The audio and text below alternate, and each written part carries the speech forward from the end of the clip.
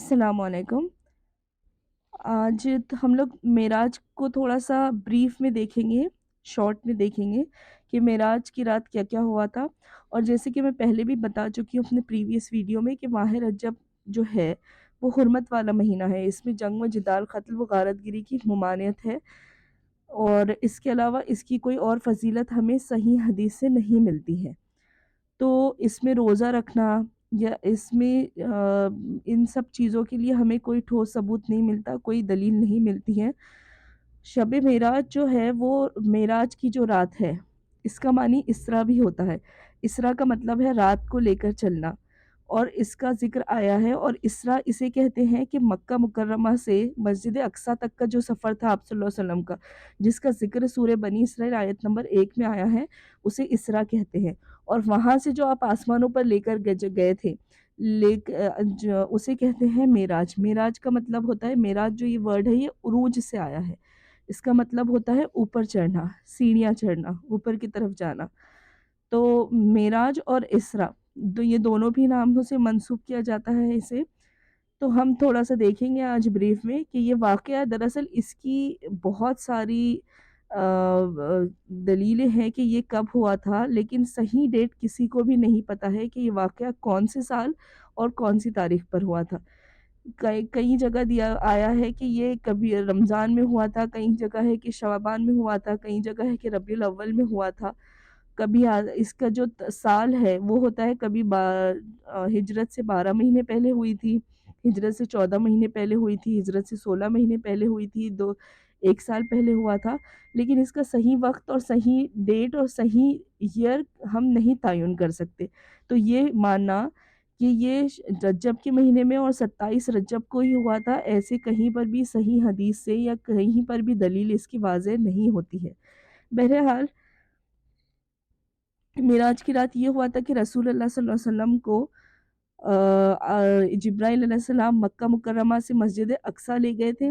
مسجد اقصیٰ میں آپ صلی اللہ علیہ وسلم نے تمام انبیوں کی امامت کی، انہیں نماز پڑھائی، اور یہ جو عمل ہوا تھا یہ براق نامی ایک سفید رنگ کے چوپائے پر ہوا تھا، جو گدھے سے تھوڑا بڑا اور خچر سے چھوٹا ہوتا تھا، اور اس کی سپیڈ بالکل بجلی کی سپیڈ سے بھی زیادہ اس کی سپیڈ تھی۔ اور آپ صلی اللہ علیہ وسلم کو پھر مسجد اقصیٰ سے آسمانوں میں لے جایا گیا۔ آسمانوں میں دیکھیے 7 آسمان ہے، تو آپ صلی اللہ علیہ وسلم کی پہلے آسمان پر جو ملاقات ہوئی وہ آدم علیہ السلام سے ہوئی، دوسرے آسمان پر حضرت عیسیٰ علیہ السلام اور یحییٰ علیہ السلام، تیسرے آسمان پر حضرت یوسف علیہ السلام، چوتھے آسمان پر حضرت ادریس علیہ السلام، پانچویں آسمان پر حضرت ہارون علیہ السلام، چھٹے آسمان پر حضرت موسیٰ علیہ السلام، اور ساتویں آسمان پر حضرت ابراہیم علیہ السلام سے آپ کی ملاقات ہوئی۔ اس کے بعد بیت المعمور کو آپ کے سامنے لایا گیا، جس میں 70,000 فرشتے داخل ہوتے ہیں اور عبادت کرتے ہیں اور وہاں سے نکل جاتے ہیں اور کبھی لوٹ کر نہیں آتے۔ فرشتوں کی تعداد اتنی زیادہ ہے کہ ہر روز صرف 70,000 فرشتے ہی وہاں پر جو ہے طواف کرتے ہیں اور عبادت کرتے ہیں اور پھر لوٹ کر نہیں آتے۔ اس کے بعد آپ کو سدرۃ المنتہا تک لے جایا گیا، جہاں پر ایک بیری کا جھاڑ دکھائی دیا آپ کو، جس کے پتے آپ بتاتے ہیں کہ اتنے بڑے تھے کہ ہاتھی کے کان جتنے بڑے، اور جس کا پھل ایک مٹکے جتنا بڑا تھا۔ سدرۃ المنتہا پر پہنچ کے پھر جبرائیل علیہ السلام بھی اس کے آگے نہیں جا سکتے تھے، انہوں نے کہا کہ میری یہی حد ہے، اس کے آگے اگر میں اپنا ایک بھی پر ڈالوں گا تو وہ جل کر خاک ہو جائے گا۔ پھر آپ صلی اللہ علیہ وسلم آگے گئے اور اللہ سبحانہ وتعالیٰ نے آپ کی طرف وحی کی، وہی سے پھر اللہ سبحانہ وتعالیٰ نے آپ کی امت پر 50 وقت کی نمازیں فرض کی۔ پھر جب آپ واپس آنے لگے تو حضرت موسیٰ علیہ السلام نے اس کی تخفیف کی، عرض کی۔ آپ صلی اللہ علیہ وسلم واپس اللہ سبحانہ وتعالیٰ کے پاس گئے، نمازوں کو تخفیف کرنے کی گزارش کی، عرض کیا۔ اس کے بعد اللہ سبحانہ وتعالیٰ نے کم کرتے کرتے ہر ایک وقت میں 5 نمازیں کم کی، اور کرتے کرتے صرف 5 وقت کی نمازوں پر آ گئے۔ تب موسیٰ علیہ السلام نے آپ صلی اللہ علیہ وسلم سے کہا کہ آپ اس میں بھی کمی کیجئے، کیونکہ میں اپنی امت کو دیکھ چکا ہوں جس پر اس سے بھی کم نمازیں فرض تھی، لیکن وہ بھی نہیں ادا کر پاتے۔ تو آپ صلی اللہ علیہ وسلم نے کہا کہ نہیں، اب مجھے شرم آتی ہے اپنے رب سے، تو میں 5 وقت کی نمازوں کو تسلیم کرتا ہوں۔ تب ندا آئی کہ ہم نے 5 وقت کی نمازیں تو تمہیں فرض کی ہیں، لیکن ثواب اس کا 50 نمازوں کی جتنا ہی دیا جائے گا۔ سبحان اللہ۔ اس کے ساتھ ساتھ سورہ بقرہ کی آخری 2 آیتیں جو آمن الرسولوں سے شروع ہوتی ہیں اور آخری تک ہوتی ہیں، وہ 2 آیتیں آپ صلی اللہ علیہ وسلم کو بطور تحفہ دی گئی، اور تیسری بات یہ کہی گئی کہ آپ صلی اللہ علیہ وسلم کی امت میں شرک کے علاوہ تمام گناہوں کی معافی ہو جائے گی۔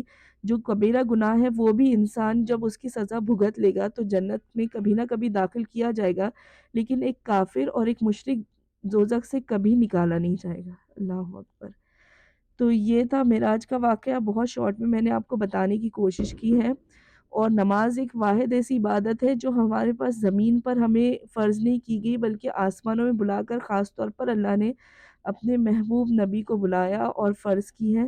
نماز ایک بہت عظیم عبادت ہے جو ہمیں اللہ سبحانہ و تعالیٰ سے بہت زیادہ قریب کر دیتی ہے۔ نماز میں انسان بالکل ایسے ہوتا ہے جیسے اللہ کے سامنے ہے، اور سجدے میں اس سے بھی زیادہ اللہ سے قریب ہوتا ہے۔ اس لیے نبی کریم صلی اللہ علیہ وسلم نے بھی فرمایا ہے کہ تم کثرت سے سجدے میں دعا کیا کرو۔ اب رہی بات دیکھیے معراج کی، تو معراج تو جو ہے جسے ہم کہتے ہیں کہ آپ صلی اللہ علیہ وسلم کو نصیب ہوئی تھی معراج، پھر لیکن اس کے بعد جو ہے اسے منانا یہ کہاں تک صحیح ہے؟